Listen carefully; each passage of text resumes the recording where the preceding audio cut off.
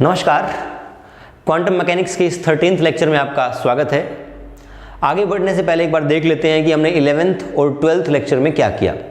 11th और 12th lecture में हमने बेसिकली दो इंपॉर्टेंट कॉन्सेप्ट पढ़े, पहला फेज वेलोसिटी और दूसरा ग्रुप वेलोसिटी। डी ब्रोगली साहब ने बोला था कि एक मूविंग पार्टिकल के साथ एक वेव एसोसिएटेड होती है। अब इस मूविंग पार्टिकल के साथ जो वेव एसोसिएटेड थी, हमने इसको मोनोक्रोमेटिक वेव माना, और ये मोनोक्रोमेटिक वेव का कोई कांस्टेंट फेज जिस वेलोसिटी से चल रहा है वो इस वेव की फेज वेलोसिटी कहलाई, और उसका मैथमेटिकल एक्सप्रेशन निकल कर आया Vp = c²/v।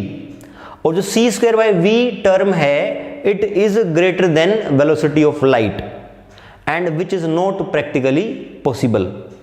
तो कहने का मतलब ये हुआ कि जब हमने एक मूविंग पार्टिकल के साथ एसोसिएटेड वेव को मोनोक्रोमेटिक वेव माना, तो उसकी जो फेज वेलोसिटी का मैथमेटिकल एक्सप्रेशन है वो निकल कर आया c²/v which is greater than velocity of light which is not practically possible. तो इस एनोमली को सुलझाने के लिए, रिजोल्व करने के लिए हमें एक नया कॉन्सेप्ट इंट्रोड्यूस करना पड़ा जिसका नाम था ग्रुप वेलोसिटी।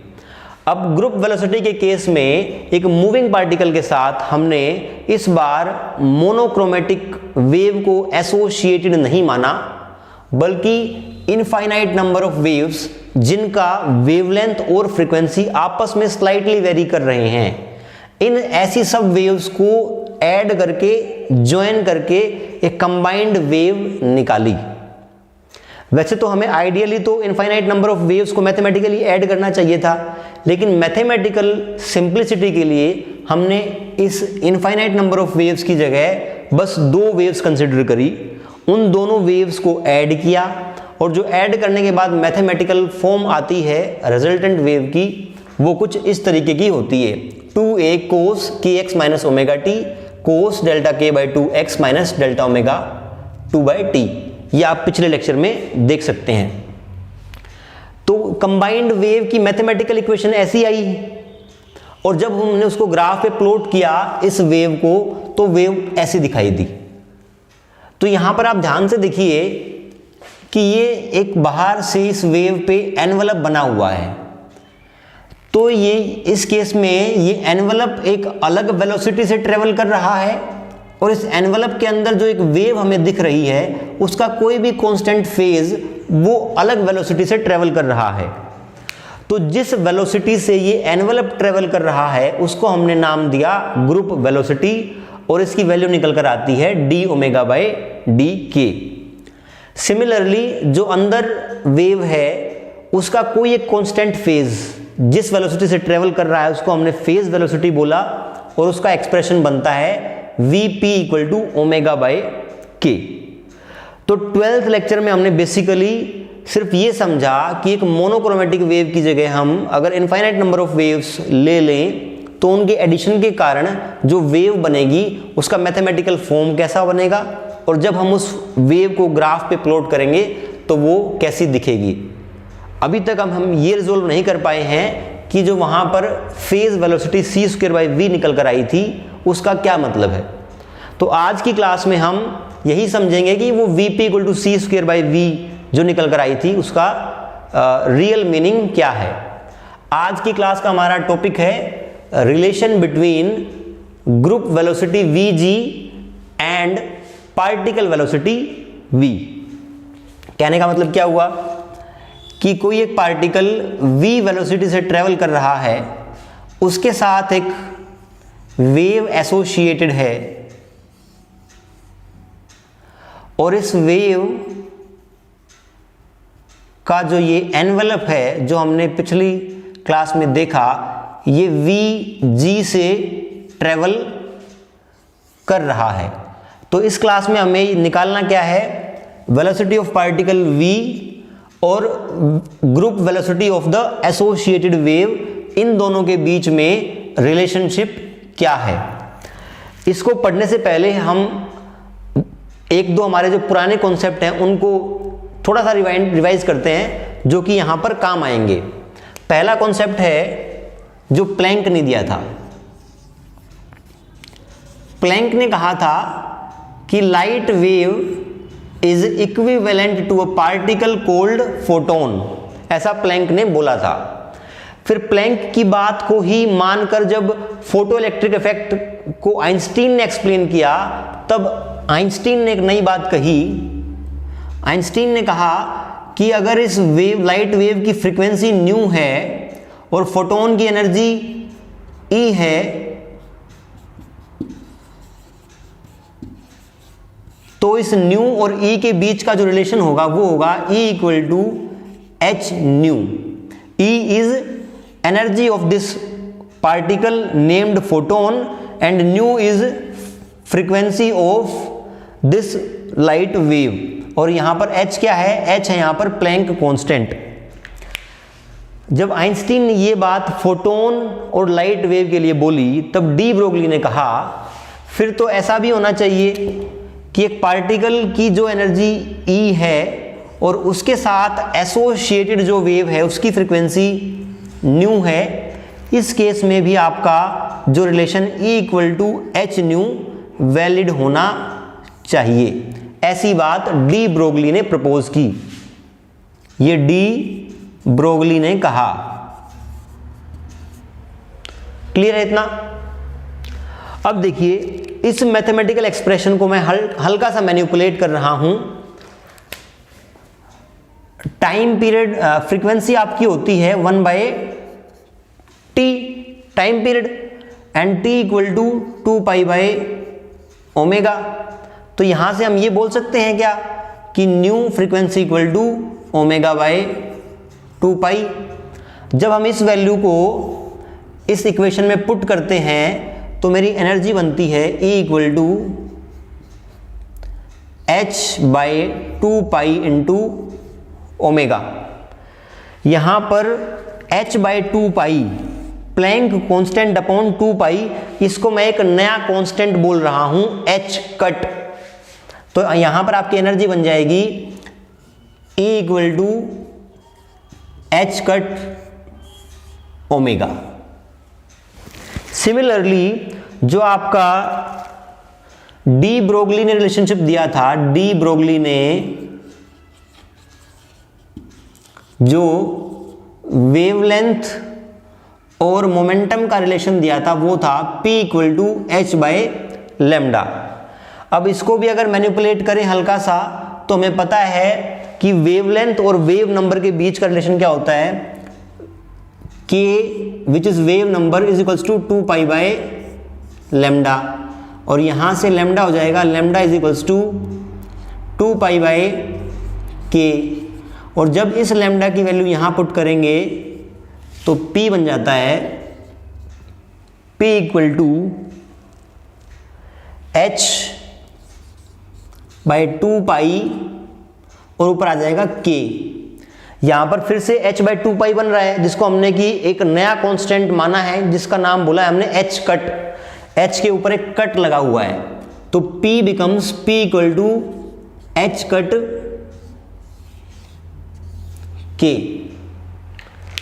तो यहां पर आप ध्यान से देखिए एक बार, E क्या है? E is energy of this particle, omega is angular velocity of the associated wave, P क्या है? Momentum of this particle, and K क्या है? K is wave number of associated wave.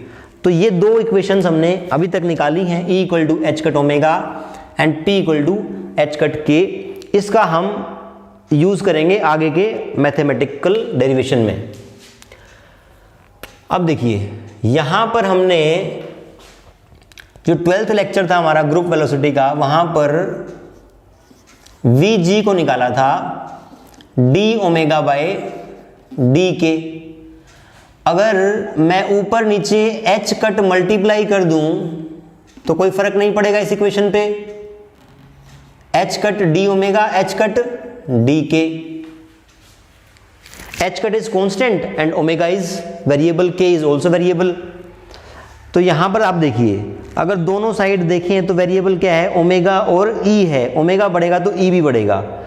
तो यदि वहां पर h कट d ओमेगा लिखा हुआ है, तो मैं यहां पर ये लिख सकता हूं de equal to h cut d omega. Similarly change in momentum equal to h cut into change in wave vector. तो यहां पर एच कट ओमेगा की जगह मैं लिख रहा हूं D E upon D P. तो कुल मिला के आप ये कंक्लूड कर सकते हैं कि वी जी जो अब तक हमने डी ओमेगा बाय डी के डिराइव किया था, आज से वो D E by D P भी कहलाएगा। This is group velocity. Similarly अगर हम फेज वेलोसिटी की बात करें, वीपी हमारा हमने 12th लेक्चर में डिराइव किया था ओमेगा बाय के। इसको ऊपर नीचे एच कट ओमेगा और एच कट के इस तरीके से लिखें तो H cut omega is E and H cut के इज पी। तो हमारी फेज वेलोसिटी जिसको हम पहले ओमेगा बाय के फॉर्मूले से जानते थे, आज से वो ई बाय पी भी होगा। फेज वेलोसिटी ओमेगा बाय के भी है और ई बाय पी भी है। अब तक हमने कुछ नहीं किया है, सिर्फ जो पिछली क्लास में फेज वेलोसिटी और ग्रुप वेलोसिटी के फॉर्मूले निकाले थे, उनके कुछ नए फॉर्मूले अभी आ गए हैं। जिसमें फेज वेलोसिटी ओमेगा बाय के था तो वो ई बाय पी भी हो गया, और group velocity D omega by D के था वो अब D E by D P भी हो गया। अब आप देखिए, जो ये पार्टिकल मूव कर रहा था, इसके मूव करने की वेलोसिटी नॉन रिलेटिविस्टिक भी हो सकती है और रिलेटिविस्टिक रेंज में भी हो सकती है। नॉन रिलेटिविस्टिक का मतलब है v velocity of particle is much much lesser than velocity of light, और रिलेटिविस्टिक केस में क्या होता है, v is comparable to velocity of light. अब यहां पर देखिए आप, नॉन रिलेटिविस्टिक केस में हम एनर्जी का फॉर्मूला लिखते हैं E equal to p square by 2m। ये फॉर्मूला आपका आया है E equal to half m v square को हम थोड़ा सा मैनिपुलेट करेंगे तो वो पी स्क्वेयर बाय 2m बनता है। आप इसको ट्राई कर सकते हैं। इसके अलावा P equal to momentum of particle is m into V. अगर हमें अब निकालनी है group velocity is equal to D E by D P. तो group velocity equal to D E by D P, और इस इक्वेशन से मेरा D E by D P निकल कर आता है 2p अपॉन 2m। और यहां पर अगर p को मैं लिखूं 2mv अपॉन 2m, 2m से 2m कट जाएगा and group velocity will become v। तो नॉन रिलेटिविस्टिक केस में मेरी ग्रुप वेलोसिटी आ जाती है पार्टिकल की वेलोसिटी के बराबर ही। अब यदि मैं फेज वेलोसिटी निकालूं E बाय पी, तो यहां से आप देखिए phase velocity equal to E by p. इस इक्वेशन में p स्क्वेयर है, एक p को मैं नीचे ले जाऊं तो यहां पर एक p बच जाएगा, तो E by p will become p by 2m। p क्या है, mv 2m। तो phase velocity becomes v by 2। Similarly अब हम निकालते हैं रिलेटिविस्टिक केस में क्या होता है। रिलेटिविस्टिक मैकेनिक्स में आपने इसके सारे फॉर्मूले पढ़ रखे होंगे पहले से। फॉर्मूले होते हैं आपके, एनर्जी और मोमेंटम का एक फॉर्मूला होता है E square equal to M not square C की power 4 plus P square C square. इसके अलावा एक फॉर्मूला होता है आपका E equal to M C square, और मोमेंटम इस केस में भी P equal to M V ही रहता है। अब यदि आपको ग्रुप वेलोसिटी निकालनी है तो आपको डी बाई डी पी करना पड़ेगा। तो डी बाई डी पी के लिए मैं इस इक्वेशन को डिफरेंशिएट कर रहा हूं, तो ये हो जाएगी 2e डी, ये वाली टर्म कांस्टेंट है तो डिफरेंशिएशन 0 हो जाएगा। यहां पर आते हैं, सी स्क्वायर कांस्टेंट है, 2p पी स्क्वायर का डिफरेंशिएशन करना है, पी स्क्वायर का डिफरेंशिएशन हो जाएगा, सी स्क्वायर तो कांस्टेंट है, 2p डी पी, 2 से 2 कैंसिल आउट होगा, और d E by d p हम जब लिखेंगे तो it will become d E by d p equal to p c square upon E. P की वैल्यू है एम वी सी स्क्वेयर और ई की वैल्यू है एम सी स्क्वेयर। एम सी square से एम सी स्क्वेयर कट जाएगा और बच जाएगा group velocity v g is equals to v, that is velocity of particle. अब इसी केस में यदि हमें फेज वेलोसिटी निकालनी है, phase velocity is equals to E by p, जहां पर ई क्या है एम सी स्क्वेयर और पी कितना है एम वी, एम से एम कट जाएगा और v p will become c square by v. तो आपका पार्टिकल चाहे नॉन रिलेटिविस्टिक स्पीड से चल रहा हो चाहे रिलेटिविस्टिक स्पीड से चल रहा हो, उस केस में उसकी फेज वेलोसिटी और ग्रुप वेलोसिटी क्या होंगी वो हमने निकाल ली। इनको मैं एक बार चारों को कंक्लूड करता हूं।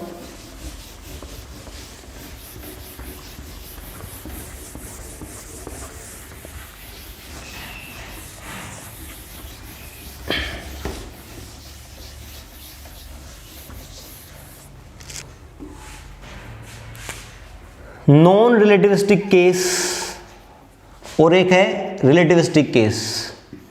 नॉन रिलेटिविस्टिक केस में आपका ग्रुप वेलोसिटी निकल कर आती है v और फेज वेलोसिटी निकल कर आती है v बाय 2। रिलेटिविस्टिक केस में आपकी ग्रुप वेलोसिटी निकल कर आती है v और फेज वेलोसिटी निकल कर आती है c स्क्वायर बाय v। आप देखिए यही वेलोसिटी हमारी 11th लेक्चर में जब हमने फेज वेलोसिटी को पढ़ा था तो मोनोक्रोमेटिक वेव के जो हमने केस कंसीडर किया था उसमें भी यही निकल कर आ रही थी। अब हमें ये बताना था, ये समझाना था कि जो ये सी स्क्वायर बाई वी निकल कर आई है ये हमारे काम की चीज नहीं है या ये इररेलेवेंट है। ये इररेलेवेंट क्यों है इसको समझते हैं एक बार। देखिए जो पार्टिकल आपका मूव कर रहा है उसके साथ जो एसोसिएटेड वेव है उस वेव का किसी भी पोजीशन पर जो एम्पलीट्यूड होता है वो हमें बताता है कि इस पार्टिकल की इस पोजीशन पर पाए जाने की संभावना कितनी है, प्रोबेबिलिटी कितनी है। मेरा कहने का मतलब ये है कि जब आपका पार्टिकल मूव करेगा तो इसके साथ जो इसकी वेव है